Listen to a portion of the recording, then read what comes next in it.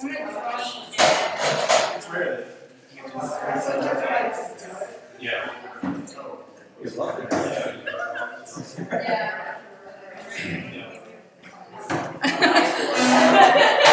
How's the camera? That's Pretty good. okay, yeah. So we're streaming live too, you guys. So we have a global audience right now as we speak. Yeah. Yeah, so we can get questions as well. It should be dead by now. Somebody said they were going to watch. Julia. Yes, he's the art director. Came to see the show. He said he was going to watch. Steve. I think mine had brown hair. Is he Irish? Didn't look that Irish. I'm not sure exactly what that looks like. So, cool. Thanks everybody for coming. We're going to let David speak to his work a little bit. We keep it pretty casual, and if you guys have questions about his work, this is a great opportunity to pick his brain a little bit. With that, I'll let David introduce himself, and if there's questions along the way, regarding process or motivation or anything, go for it. Bring it on. So with that, David, we're super thrilled, by the way, to have you on the show. It's been really fun. David's super professional. He's got it all together. It's what he does. He's an illustrator and a professional artist. Super professional. Yeah, and he's been really good. All right. With that, David Fullarton. Thank you. And then I've got some notes because I really hate to do this sort of thing. Pretty much my least favorite thing to do. Short of being disemboweled. All right. Hopefully this is something freaking out here. Paparazzi. Basically, what I'm going to do, I'm just going to give you a little bit of background to this stuff here. And once I've done that, you can feel free to ask questions. So no interrupt. Okay. So in a lot of ways, the ecology drawings that you see around the walls here are just an extension of what I've always been doing since I started doing art, which is a combination of words and images. And kind of exploring what happens when you put words and images together and see how those different combinations create and change meanings, depending on how the two things affect each other. Using text is something that I've always done. It seems really natural to me. I've always been good at writing, even when I was back at school, although I never really enjoyed writing. I enjoyed doing the art side of things, but I've been good at writing, so I kind of used it. I started putting text in my pictures back when I was in my final year of art school in Edinburgh, which was a long time ago, in the early 80s. But I didn't really go down very well at the time. In Edinburgh, it was a traditional art school. They didn't really like the idea of combining words with pictures. Things that should be kept separate. I got into a bit of trouble with my lecturers for that stuff, and at the end, just thought that that was my degree should be hidden in a corridor somewhere and no one could see it. It was not much fun for me. And after that finished, I was kind of disillusioned with the whole thing. I pretty much gave up making art when I left art school. I didn't really start again until I moved over here, which was in 1995. I moved from San Francisco. I kind of had more time on my hands because I was looking for work, and I was kind of inspired to be here, change the scenery and everything. So I started painting again. And I started using words and pictures, I started using text with the pictures, I started doing small pieces that were fairly simple, straightforward. And those gradually became bigger and bigger and more complex. And I got more confident. They also started to take a really long time to do. There's one you'll see in the room through there, it's just quite big, and it takes months to do those things, which became fairly frustrating. So at the same time as that, I was keeping sketchbooks and notebooks, which were mostly at that point filled with words and phrases and ideas and stuff like that. But I started to do more and more drawings in those sketchbooks. And as the paintings became more complex, I started to concentrate more on the drawing side of things and doing smaller pieces in the sketchbooks. And then, around about 2007, I got a solo show in San Francisco, and I didn't have very long to do the show itself. So I didn't have enough time to do the paintings to fill the walls. So I started to use the stuff in the sketchbook and create smaller pieces, works on paper that were much simpler, and they were also a lot faster to do. So I managed to do enough of those and kind of group them together in little bits around the gallery and fill the space. And those actually got really good reactions. And now I've kind of started concentrating on doing more and more small pieces on books and paper using text and pictures rather than the big painting. I usually have one big painting on the go at any time. But I'm doing a lot more of the smaller pieces, which is really where this stuff comes in, because this is an extension of the smaller works on paper. Where are we? In place. Okay, so I started working on these about 2 years ago, and at the time it was really because I was just kind of struggling. I didn't know what I was doing. I was kind of lost in my place. I was doing what I was doing, but I felt like I needed some direction to go in. And I wanted something to inspire me and really help me focus on what I was doing. I'd become really interested in drawing portraits of people from existing photographs. I used the stuff that I found on the internet, just a face that would appeal to me. So I was kind of doing a lot of portraits, and I was combining with text. Sometimes it was like a reference to the subject of the portrait, sometimes it would be a quote from them. And I was enjoying what I was doing, but I just felt like I needed to have some kind of common theme or purpose or something. And that was when I also had I never actually produced a whole series of things that were related and kind of went together. I'd always just done individual pieces and kind of stuck in my wall. So I felt if I could find a unified theme, it would really help me. It would help me come up with ideas more easily, and it would also just create a bigger experience than just a bunch of stuff stuck on the wall that we can an exploration of something. And that was really how I came up with the idea of this. I just came up with the idea of structuring everything as an apology, starting out with the words "I'm sorry" and then coming up with something from there. And once I had a few ideas, I found that it was really easy to come up with more and more. It seemed to work really well, and that's when I knew that things were going to work properly. So I started writing them all down. I had a little notebook and I kept them all in there. And I'd leave them in there and I'd go back and I'd choose the ones that I really liked, and then I would try and find a face that would go with each individual apology and just try to put them together and work like that. I really like the apology. I think they work really well because they allow me to use humour, which is obviously really important to me. And I think they also work really well because they kind of imply a kind of bigger story. It's the way of like there's clearly a series of events that surround an apology. There's something that happened before the apology, and there's something that happens afterwards. And I've always done that in my work. I've always kind of felt like you're kind of dropped in the middle of something that's happened, and it's up to you to kind of place what happened before and what happens afterwards. And I really like the way that kind of works. So I was really pleased that the apologies kind of really played into that. I also like the apologies because they are inevitably the result of something that's going wrong. Some kind of failure or some kind of mistake, and that's something that really appeals to me. It's a subject that I'm kind of fascinated by. A lot of the pieces I do are about that sort of thing, how people cope with life's everyday struggles and minor disasters and that sort of thing that we're all too familiar with. Another thing that appealed to me about the apologies was an apology is really a kind of show of vulnerability, and it's something that makes people feel kind of awkward when you do it.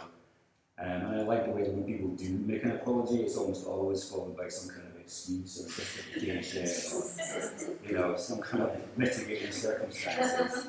And that was really good for helping bring in the humour, and also just the whole idea of stretching the story out so it goes beyond the picture itself. And it's something that we can all sympathise and relate to as well. When I did these, after I'd done them, I kind of post-rationalised a bit, and I came up with this idea that they were done. It came from the idea of the difference between British and American culture, and the idea that people in Britain are always apologising, saying you're sorry for everything, even though they don't usually mean it. And people here seem to apologise for anything. And there's a certain amount of truth to that, but it was a bit unique, and it's the sort of thing you come up with when you've been working in advertising for 25 years. What they are really, I think, they're really just about human nature and our relationships with each other and the absurdity of modern existence. And they're also, technically they're about the relationship between text and images and people. And that's in my notes. Please feel free to ask questions. Was your work in art school similar? You say it was text? No, it was really big canvas. But I used, in the last years, I used text, and I did use a lot of figures with text. And it was kind of cut up in that way too. It was kind of like, it wasn't like a picture with words, it was like disjointed and lots of bits put together with words. So there's something like that. It was pretty awful. Hopefully most of it doesn't exist anymore. Sounds like you're a writer. Aren't you? I'm okay. I'm not so. Yeah. So you can't get away with it. I don't really enjoy writing. When I look at your work, the first thing that I wonder about is what search words you're using to find these people. No, I guess quite a lot of time if you go on Flickr or the chasing out, it used to be I think you go on and you just see everything that everybody's uploading at any minute, and it's just all this stuff is just there, and some of it is just amazing. So that's where a lot of that came. Just so you see a picture, oh my god, I can't believe someone did that. Do you put them in folders? Yeah. So you're Yeah, saving and them? I don't collect that many. I mean, it takes a while to find them that I like. So I kind of remember them. So I kind of remember where they go. I kind of remember when I'm doing an apology, when it'll come into my head, and I'm like, oh, right, so That one sad guy. yeah. The sad guy folder. It's loser. Sad loser.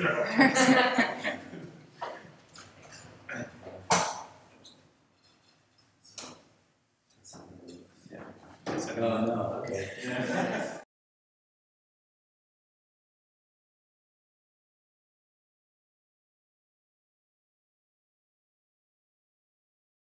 How's his wife? Yeah.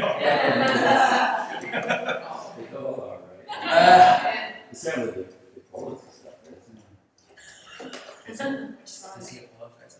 No. Constant. He's a true American, right? Yes. Oh, yes. Okay, so I don't see you walking around writing stuff down, so No. you just keep things in your head. Yes. But I do like that, I think, because I forget stuff Eventually, too. right? Yeah. Right. So I'll take this stuff and I'll forget it, so I have to like, especially now that I'm 40. That's true. Forget things. There's a question online. Oh no. Steve says, sorry matey that I can't be there. What's his excuse? He says, I've known you for a few years now from Edinburgh to SF, and in my humble opinion, you're one of the few big idea, in quotes, creative/artists around. Do you think the art world is lacking in ideas? That's kind of a leading question. I think there's different kinds of ideas. I think sometimes stuff that appears to be an idea, when you actually look at it, isn't really that much an idea. And I think the art world does suffer a bit from that. But there's a lot, like I was talking about post-rationalising what this was, and that's kind of a really glib way of saying what this is about. It isn't really about that. It sounds really good when you say it, people are like, oh yeah, that's really, but when you actually think of it, it doesn't really mean anything, and it doesn't really, these don't really do what I said they did. So I think there's a lot of that going on in the art world. People say something is an idea, and it sounds like an idea, superficially it seems like an idea, but when you really investigate it, it isn't really just an idea. So, but I don't know that art has to have an idea either, to be honest. I mean, I don't know if that's really a prerequisite for great art. Sure. That was what drew it to us, though. When you submitted some work to us, and it was a couple of the apology letters, and it was like, this is what.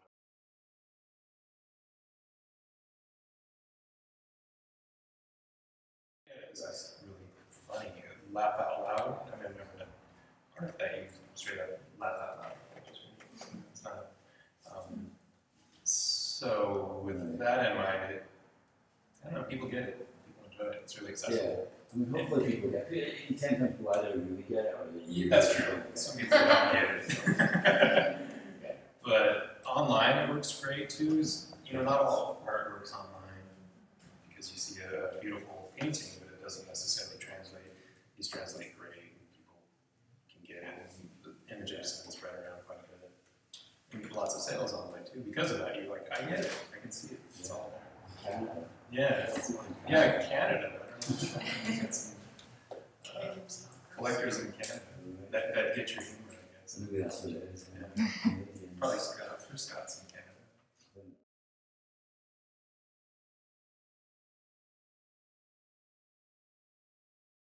What do you want to know about that?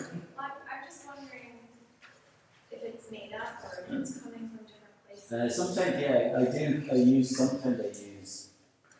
I'll like find a font and try and copy it, and when you copy it by hand, you never really.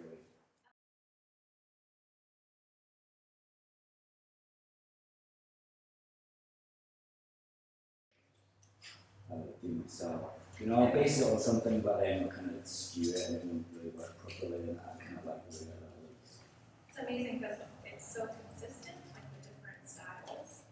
Well, this one, I mean, that's definitely, like, that was taken from, it's a good, this one actually is a really good example of one that's actually using fonts that I've kind of copied.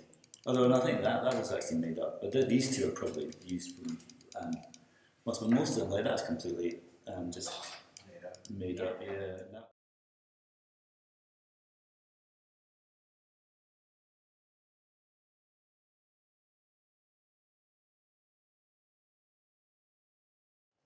That's the idea.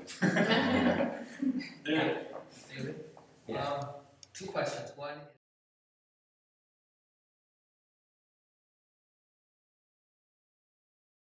what do you think of Mike Lee, the British film? I love my Reminds me, your work reminds me of his work.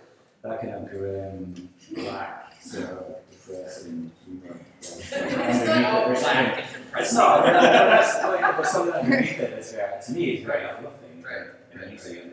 The way that people find the way to make, you know, Yeah. to get through that horrible grimness. Yeah, right. And To make get sense through of it. it. And With a sense of humor. actually enjoy it and have fun with it. Yeah. So, well, That's what I get from his work. so I do like that. I get it from your art. Right. I think that's part of the whole marks of the so called the Northern British. So, Oh yeah. That's our sense of the yeah. You kind of enjoy that. It's that gallows humor that's kind of taken and you can highlight it as well. Classic British. Right. So, the first part of the question is I don't really know. No, I'm going to keep doing these. I've already got another couple down that I'm going to do, so I'm going to keep continuing to do. Probably not quite kind of keep doing for a while. And then I've focused back to doing what I was doing before. I was doing individual PCs. They were always kind of there's a thread that runs through them. Also, they are kind of tied together. I know. This has been fun because although it made things easier.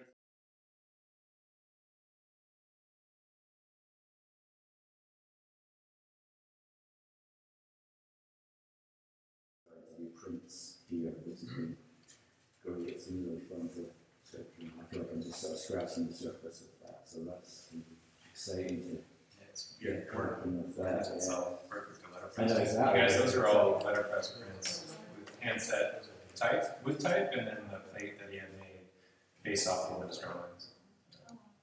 Yeah, those are done on the press. It's your natural print. Well, the fact that it's got words in it is just It's got words in it. Exactly. could be better. I was wondering what you think about the apology wall. I love it. I was just sharing them.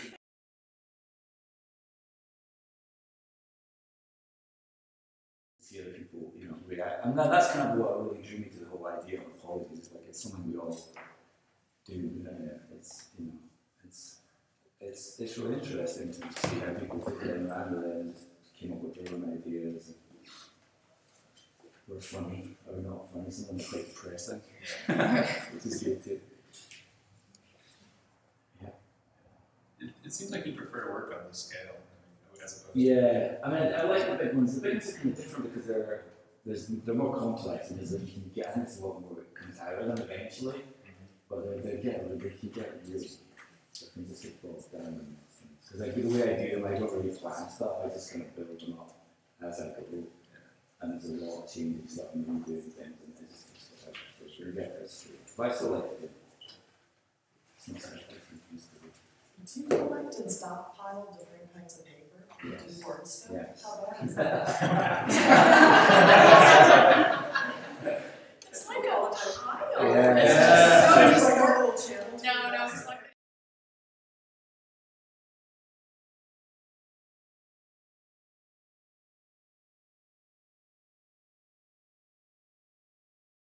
I just leave everything lying around, which is, and then I just see stuff which works pretty well for me, so it doesn't let everybody else. We haven't got any money, so I'm not doing that. Well, they don't go down there. True. vintage office supply paper that's kind I of love that stuff, yeah. And just, like, I love letterhead paper and stuff like that. So, that's a nice texture. And it's sort of got, it's suggestive of this having another life in your kind of bits and years, which which is nice. Fantastic. It's been a pleasure showing your work. Do you guys have any thoughts on this process? I was telling him earlier, as soon as he got here, a lot of some of his work reminds me of, you ever seen like tattoos, Latino tattoos with beautiful portraits and like really nice scripted lettering of commemorating your cousin who got shot or something like that. Some of this kind of look like that.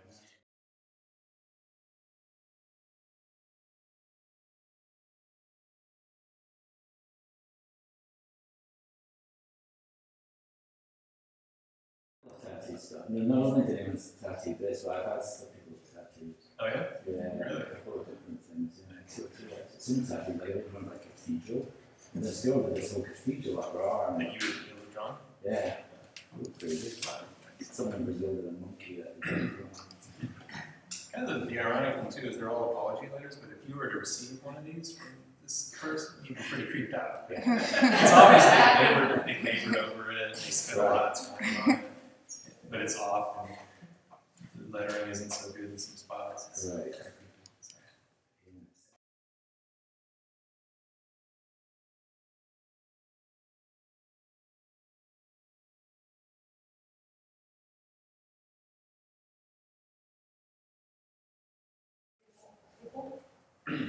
one of them is the Prime Minister of Scotland. Oh yeah? Yeah, Which the one's only one that I actually know who he is. He's the guy who put the vodka into the aquarium. Seems pretty appropriate. He's the only one who's Do you actually. collect people as well? Yes, yeah. Yeah. That's what I'm saying earlier.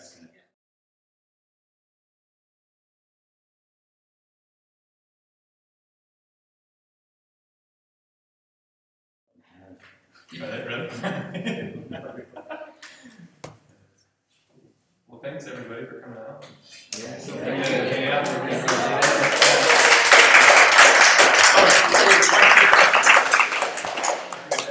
how do you go about, it's always interesting being an artist and pursuing the arts. It's one thing if you're fresh from grad school, if you're 15 years old, how do you go about doing it as an adult?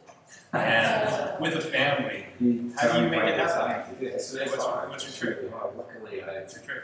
the last few years I've been freelance copywriting, so I don't have to, most of the time I have to go in and actually sit in the work and work from home. So I pretend that I'm working on stuff, I'm actually working on stuff.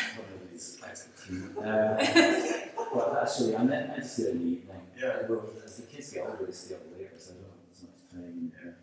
But it's just, I love to do it, so it's any excuse to help them. It's always a challenge.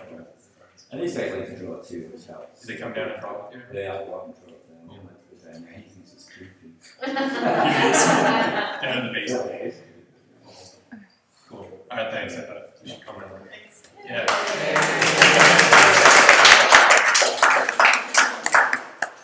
Oh, wasn't too bad. Yeah. There's lots of cake left.